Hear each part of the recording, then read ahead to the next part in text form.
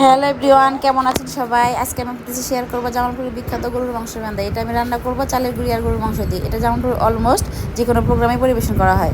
আমি প্রথমে একটা প্যানে 2 কেজি পরিমাণের মতো গরুর মাংস নিয়ে নিয়েছি। এবার দিয়ে দিব তেজপাতা, দারুচিনি, কালো এলাচ, সাদা এলাচ, লবণ, হলুদের গুঁড়ো,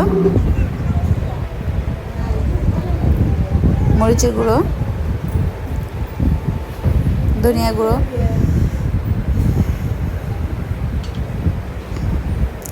জিরা বাটা,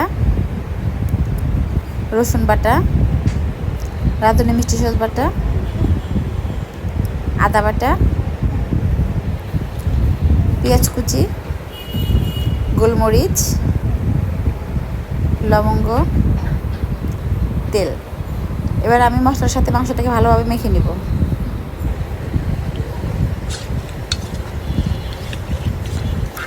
মশলাটা মাখানো হয়ে গেছে, এবার দিয়ে দিব সামান্য পরিমাণে পানি।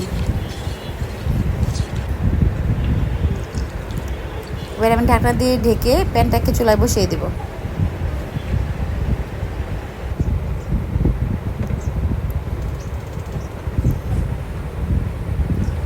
আমি এখানে এক্সট্রা কোনো পানি ইউজ করবো না, যেহেতু মশলা থেকে পানি উঠে গেছে। এই পানির সাথে আমি মশলাটাকে কষিয়ে নেব।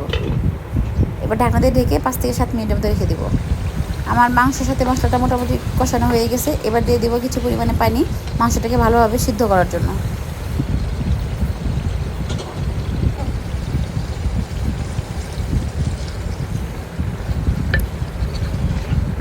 ঢাকনা দিয়ে ঢেকে রেখে দিব 25 থেকে 30 মিনিটের মতো।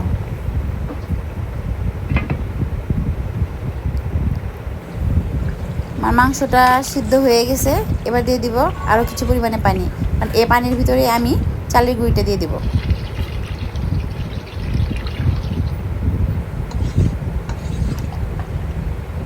এবার ঢাকনা দিয়ে ঢেকে রেখে দিব পানিটাকে ফুটানোর জন্য।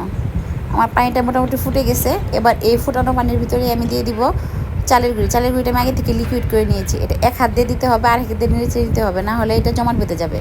দেখতে অনেকটা হালিমের মতো মনে হলেও খেতে কিন্তু হালিমের থেকে অনেক বেশি টেস্ট।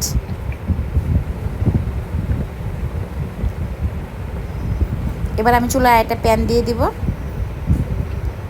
দিলাম কিছু পরিমাণ তেল, পেঁয়াজ কুচি, রসুন কুচি, কাঁচা জিরা। এবার আমি একসাথে এগুলোকে বেরেস্তা করে নেব। এবার বেরেস্তাটাকে আমি এই ম্যান্দার ভিতরে দিয়ে দিব। একটু নেড়ে চেড়ে নেব। এখন দিয়ে দিব ভাজি মশলার গুঁড়ো। ভাজি মশলার গুঁড়ো বলতে এখানে এলাচ, দারুচিনি, জিরা। এবার আমি ঢাকনা দিয়ে ঢেকে 5 মিনিটের মতো রেখে দিব। আমার এই রেসিপিটা যদি কারো ভালো লেগে থাকে তাহলে অবশ্যই বাসায় ট্রাই করবেন এবং কমেন্ট করে জানাবেন। ধন্যবাদ, সবাই ভালো থাকবেন।